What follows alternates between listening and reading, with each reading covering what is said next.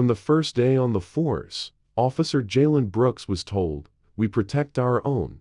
But what no one explained was what happens when your own crosses a line, and you're the only one who speaks up. It was a humid Friday night in East Ridge. Routine patrol, broken taillights, noise complaints, nothing major. Jalen was riding with Officer Derek Hines, older, louder, and the kind of guy who boasted about teaching respect the old-fashioned way. They got a call. Suspicious male, alley behind a grocery store, standard. When they arrived, Jalen saw him first, a young man, maybe 19, sitting on a milk crate, headphones in, hoodie on. No weapons, no threat. Jalen started with calm. "Hey, man, you live around here?" But Hines didn't wait. He charged in, yanked the kid up, slammed him against the dumpster. "No sudden moves," he barked. The kid was terrified, stammering, I live here, I was just listening to music." Hines didn't care. He shoved him down, pulled cuffs tight, then punched him once in the ribs. Jalen froze, then said, "Hey, that's enough." Hines turned. "You got a problem?" Jalen stepped between them. "He's not resisting. He's cuffed." Hines glared. "You gonna write me up for doing my job?" Jalen didn't answer, just radioed it in and stayed with the kid until the ambulance came. Bruised ribs, no priors. Turns out, the guy really did live in the building next door. Jalen thought that would be it. He did the right thing, stepped in, protected someone. That's what cops were supposed to do, right? But the next morning, his locker was covered in Sharpie, rat. His partner was reassigned. His overtime cut. Briefings went silent when he walked in. Then came the rumors, he sides with thugs. He wants to be a hero. Watch your back around him. It got worse. Reports he filed started disappearing. Calls were rerouted before he could respond. One day, he was told to meet back up on a call, and no one showed. It was an ambush. He escaped. Barely. When he reported it, his supervisor said, "Maybe next time you don't go rogue." Jalen tried to file a formal complaint. Internal Affairs never responded. Instead, he got called into the captain's office. Captain Malone, stern, decorated, eyes like glass. "You made a scene, Brooks," he said. "You embarrassed a fellow officer." "With respect, sir," Jalen replied. "He assaulted a civilian.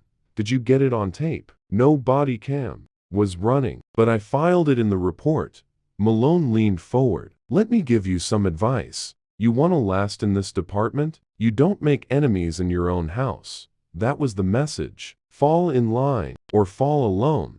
But Jalen wasn't built to fall. He started documenting everything, kept copies, off-site backups, wrote down every time he was excluded, ignored, reassigned, and every night, he stared at the name scrawled on his locker, Rat, and whispered to himself, "Then let the truth be contagious."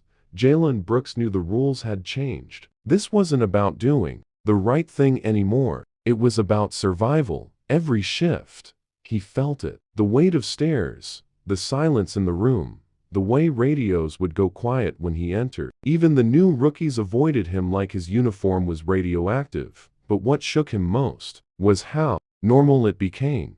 One night, he saw it again. Different suspect. Same officer, Hines. This time, it was a traffic stop. A woman late 30s, Latina, alone in a minivan.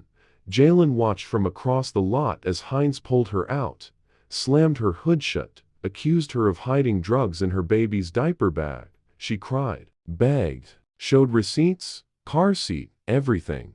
But Hines kept going. Jalen hit record, not on his body cam that could be wiped. On a burner phone he now carried under his vest. He caught it all, the tone, the threats, the moment Hines whispered, "You want your kid to stay with you tonight? Then shut up and cooperate." And still, she did nothing wrong. No drugs, no warrant, nothing. Hines let her go with a warning. Jalen followed her, gave her his card, and said quietly, "If you ever want to file a complaint, I'll back you." She didn't respond, just drove away, crying. That night, Jalen transferred the audio, kept a backup in the cloud, another on a drive in his brother's safe. It was time to act. but not inside the department they'd buried him already. So he reached out to someone he hadn't seen in years. Officer Talia Nix retired early. Without explanation, she answered on the second ring. Talia, it's Brooks. Pause. Then, I heard what they're saying about you.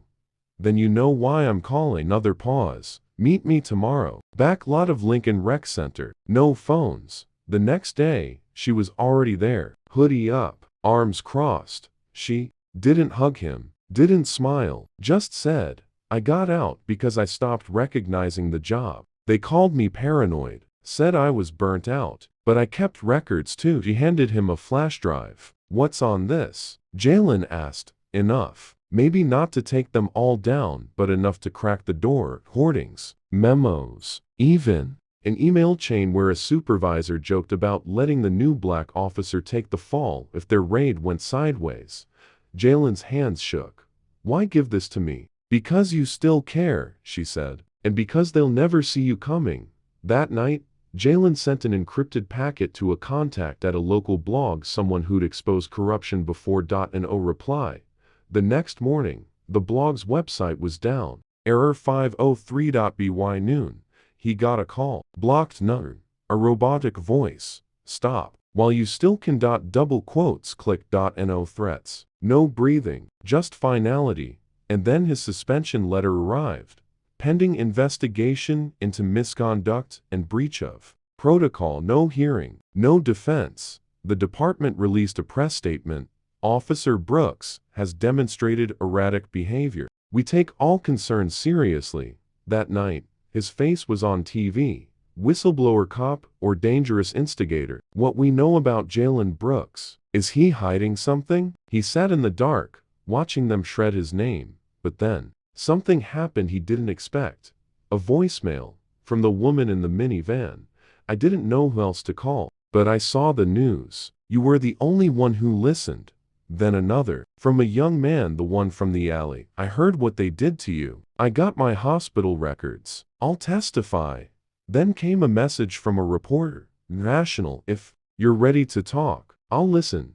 Jalen smiled for the first time in weeks. He wasn't alone anymore. But what came next would test him harder than anything yet.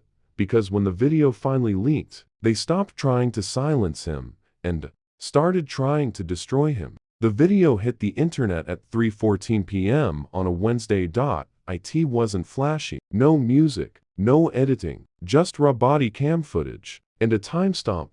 The public saw it. Hines pinning the young man to the ground, fist flying, yelling, "Stop resisting," while the suspect was already cuffed, bleeding. They saw Jalen step in. He shouted. He pulled Hines off. He called for medics. And then the part that changed everything. The voice on the radio. Let it go, Brooks. It's handled. 3 words that exposed a culture. BYPM. Hashtags were trending. Hashtag protect Brooks. Hashtag justice not cover-ups. Hashtag Thesis handled. The video racked up 10 million views by morning. But inside the department panic. PR team scrambled. Commanders held emergency meetings. One spokesperson claimed the footage was edited and lacked context. But Jalen wasn't done. He posted again, this time. Audio. A recording of a supervisor saying, "If he pushes this, we'll dig until we find something. Or make something." That was it. A line was crossed not by him, but by them. The mayor called for an independent inquiry. The police union called him a disgrace. And that night, Jalen's mother's house was vandalized. Windows smashed. A spray-painted word, traitor. He moved her out the same night. No cameras, no press, just quiet dignity. But they kept pushing. An internal memo leaked. Termination proceedings in progress. They weren't waiting for an investigation. They were building a story. One where Jalen was unstable, defiant, and insubordinate. They tried to link him to gang members, accused him of leaking evidence, even floated rumors about domestic violence, all false. His lawyer quit. His bank account was frozen due to suspicious transfers. He got a visit from Child Protective Services about his niece who didn't even live with him. He wasn't fighting one bad cop anymore. He was fighting an entire machine. But Jalen had learned from others. He'd watched how stories faded when silence followed. So he kept talking. He gave interviews, spoke at community centers, published documents the department hoped were buried. One email showed that Hines had 3 prior use of force complaints, all dismissed by the same supervisor. Another revealed an internal audit never released to the public, citing high-risk behavior patterns in the precinct. And then came the turning point. A whistleblower in IT tech came forward. He sent Jalen a folder labeled Training Room C. Inside, security footage from 3 months ago. A training session, 20 officers, an instructor demonstrating how to pause body cams without triggering alerts. He called it tactical discretion. Jalen posted just 12 seconds. That's all it took. The media storm reignited. Senators called for hearings. Civil rights lawyers flooded in. And now the department couldn't contain it. An oversight commission announced emergency subpoenas. And Jalen? He was called to testify, this time in front of cameras. National. He walked into that hearing not in uniform, but in a plain gray suit. No badge, no weapon, just truth. When asked why he came forward, he paused, then said, "Because if we only protect each other, we protect no one. And if telling the truth makes me a traitor, then I accept the label." The room went silent. Then the applause began. But as he left the courthouse, a black SUV followed him for 3 blocks. He didn't flinch, because this wasn't the end. This was the beginning. After the hearing, Jalen thought things might slow down. They didn't. If anything, the spotlight only made the attacks more careful and more dangerous. The very next day, he noticed his emails weren't sending. Then his phone refused to connect to secure calls. When he checked with a friend in cybersecurity, the verdict was blunt: "You're being monitored." Jalen wasn't surprised, but he was tired. He'd lost his badge, his income, his health insurance. He hadn't slept a full night in weeks. But then something unexpected happened. He got a call from a blocked number. A woman's voice, low, steady. "My brother was one of the men Hines assaulted. I've kept everything. Photos, reports, even a copy of the original complaint, the one they deleted." She agreed to meet, only if Jalen came alone. It was risky. But he went. They met in an old church basement. She handed over a folder, trembling. Inside, scanned documents, witness statements, and an internal memo she'd gotten by accident. It showed that her brother's case had been flagged for containment by the precinct commander. Flagged, not investigated. That was the pattern. Jalen saw it all now, not just rogue officers, but a deliberate structure.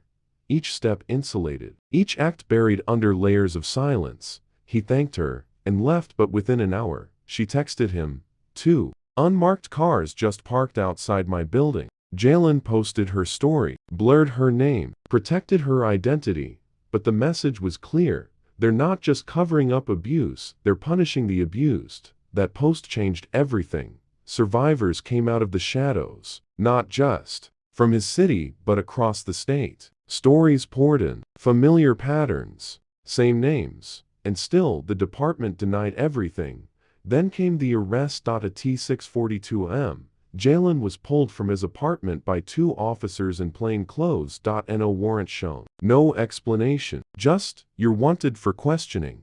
They kept him in a cell for 9 hours. No lawyer, no phone call, no charges. When they finally released him, they said, "Next time we'll cooperate." But the damage was done. His face was bruised, his wrists cut from the cuffs. He posted a selfie with the caption, "This is what happens when you ask questions. They can't answer."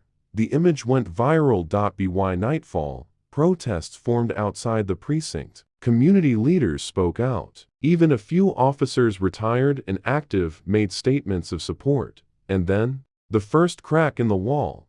A city council member demanded the police chief step down. An oversight board filed an injunction. And a federal prosecutor announced preliminary inquiries into civil rights violations.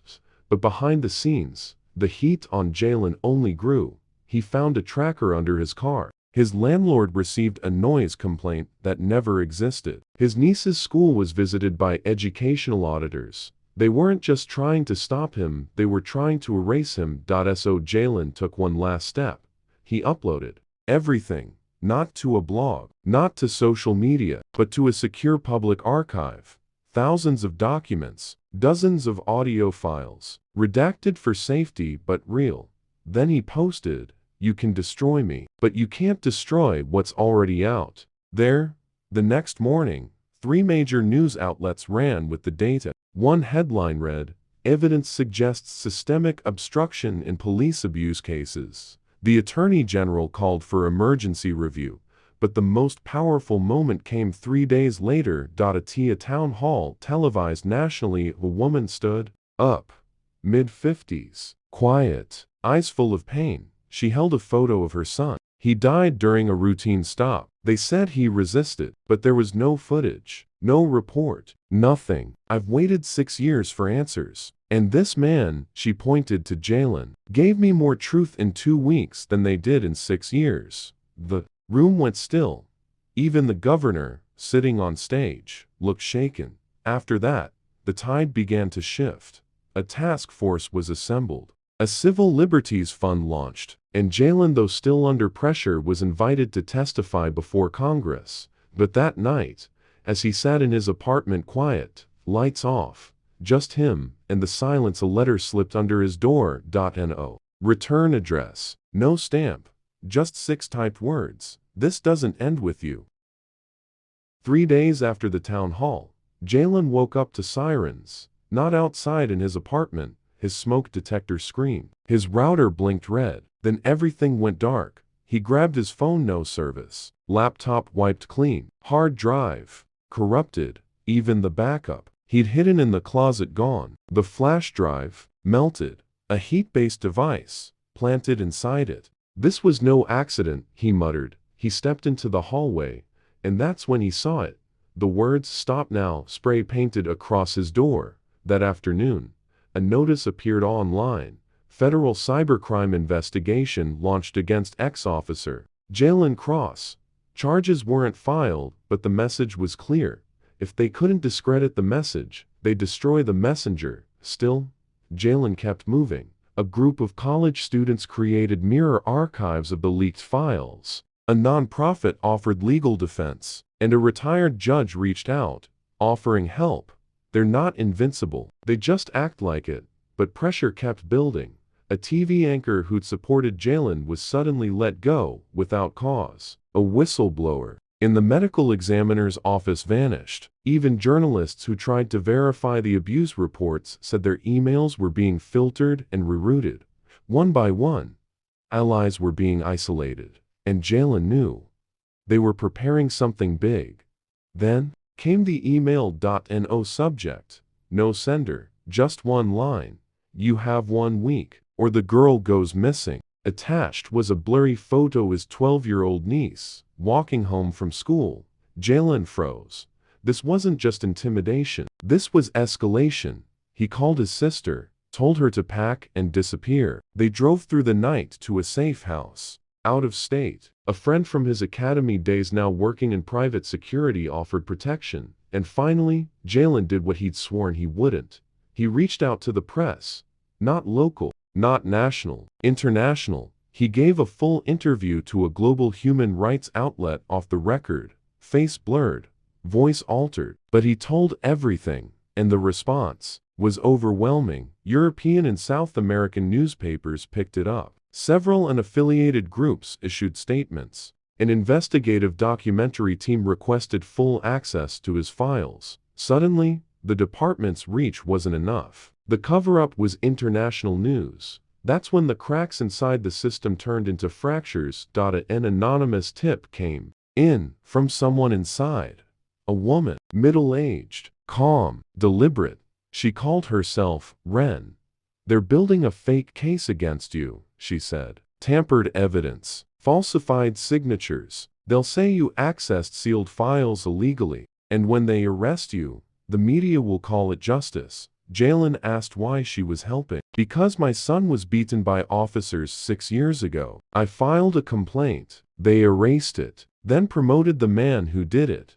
Ren gave him a location, an old evidence locker, long decommissioned but never cleared out. Inside, she said, were boxes of old tapes and records. Real ones. From before digital systems took over. If they still existed, they'd be impossible to alter or delete. Jalen took the risk. He wore a body cam, told two trusted allies his location, and broke into the storage facility through a cracked back window. Inside, dust, silence, and a steel cabinet. Inside that, VHS tapes, photos, microcassettes, dozens of them, labeled with names he recognized, including Officer Hines. He found a tape marked, Internal Interview Use of Force Review 2016. It showed Hines being questioned after an assault. The officer smirked through the entire tape. At the end, the commanding officer said, "It's all good. Just write that he lunged. That's what we always do." Jalen stared at the screen, sick to his stomach. But he knew this was it, the proof, the raw, analog truth they couldn't erase. He digitized the tapes that night, uploaded 2 clips to a hidden server, and then sent a message to every reporter, lawyer, and watchdog he knew. Tomorrow at noon. 1 file, no edits, no commentary, just truth. At exactly 12 p.m., the file went live. Grainy video, no music, no narration, just a timestamp, a badge number, and a recording dot in it. Officer Hines calmly describing how to justify excessive force. Say they clenched a fist. That's enough. You felt threatened. End of report. The clip lasted 73 seconds. It didn't need to last longer. Within an hour, it had 2 million views. By sundown, 17 million. And then the dominoes fell. The city issued a statement, an outdated recording taken out of context. But no one was buying it. Within 24 hours, 2 civil rights organizations filed federal petitions. A prominent congresswoman called for a Department of Justice investigation. And the governor, after months of silence, said, "We will leave." No stone unturned. But behind the scenes, Jalen knew what was coming. The same city that once gave him a medal now had officers parked outside his mother's house. 2 unmarked cars followed his friend from work. A drone hovered outside his safe house for 3 nights in a row. He was close to close. Then came the message from Ren. They've activated something called Protocol Gray. Internal language. Means full blackout. No oversight. Total containment. He asked her what it meant for him. She paused. They don't just want to discredit you now. They want you gone. Jalen checked his firewall logs. 5 new breach attempts. His bank accounts, frozen. His name, added to a pending arrest list with the flag for security threat. It was happening. So he acted first. At 5 a.m.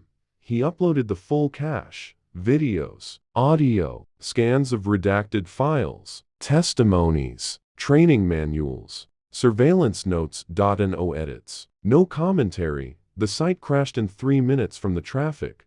He called it the wall, and once it was out, no one could put it back. The city couldn't spin it. News outlets couldn't ignore it. And people who once stayed silent started speaking. Teachers, paramedics, clerks, even former cops. One video showed officers joking about planting pills during a stop. Another showed a superior mocking a mother who tried to file a complaint.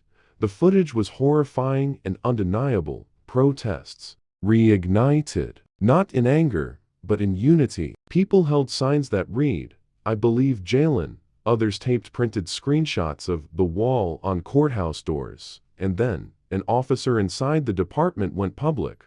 Officer Maria Ellis, 14 years, on the force. She stood on camera and said, "I've seen the reports. I've heard the calls. It's all true, and I won't be silent anymore." Her admission cracked the last layer of the shield.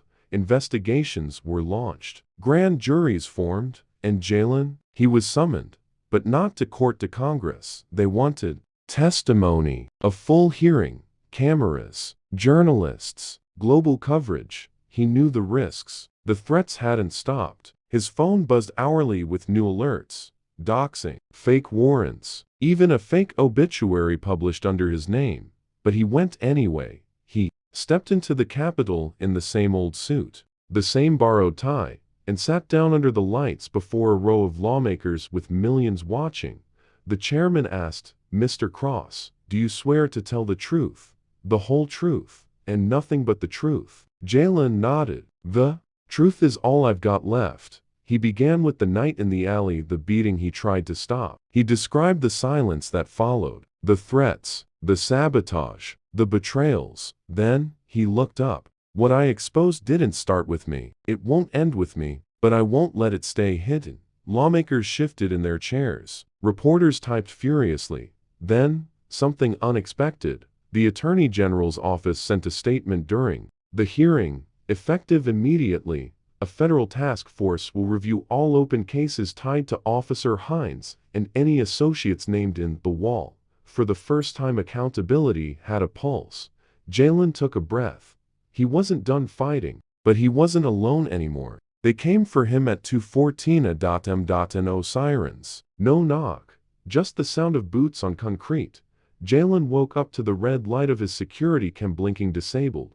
Seconds later, the power cut out. His body tensed. His heartbeat wasn't fear, it was focus. He'd known this moment might come. He just didn't think it would be now. He opened the hidden drawer under his bed. Not for a weapon, for the drive. A second backup of the wall. One no one knew existed. Not even Ren. He stuffed it into his sock and moved fast.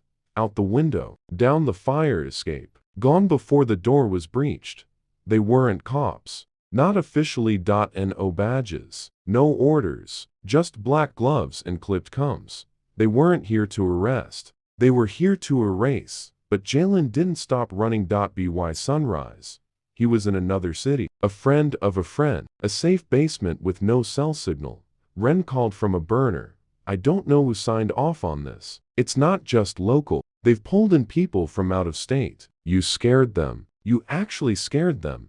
He smiled, not from pride, but from exhaustion. He'd always thought the truth would protect him, but the truth was the threat. Still, he had one last card to play. There was a file he'd held back. A name, not an officer, not a chief, a judge, one who signed dozens of illegal warrants, who dismissed every excessive force case with the same signature, who owned real estate, quietly rented to city contractors. That judge was now on the shortlist for a federal appointment.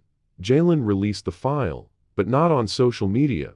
He mailed it printed, documented, time-stamped. Every member of the Senate Judiciary Committee. The hearing was canceled. The judge, removed from consideration. And just like that, the top cracked. More names began leaking. Internal group chats surfaced. Whistleblowers stepped forward. Retired officers returned with stories they'd buried for decades. What began as one man stopping a beating had become a national reckoning. But for Jalen, it was never about headlines. He sat down, weeks later, for an interview. No studio, no lights, just a borrowed mic and a quiet room.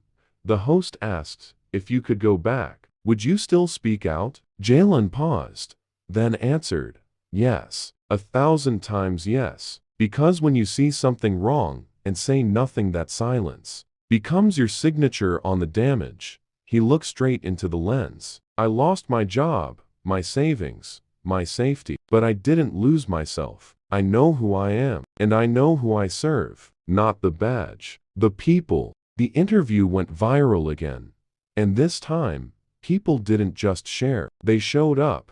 New initiatives were launched. Old cases reopened. A national conversation had begun. And Jalen, he finally went home. Not to a city that welcomed him, but to a city that had to face itself because he made it look in the mirror. They called him a traitor, a liar, a rogue, but history would call him something else. A witness, a warrior, and above all, unbroken. Thank you for watching this story on Black Unbroken. If it moved you, if it opened your eyes, please subscribe to the channel, like the video, it helps more people hear the truth. Drop a comment, your voice matters. And check out our official merch. In the description, every shirt helps us keep telling stories they'd rather keep silent. Because in a world that punishes truth tellers, silence protects power, but truth protects people.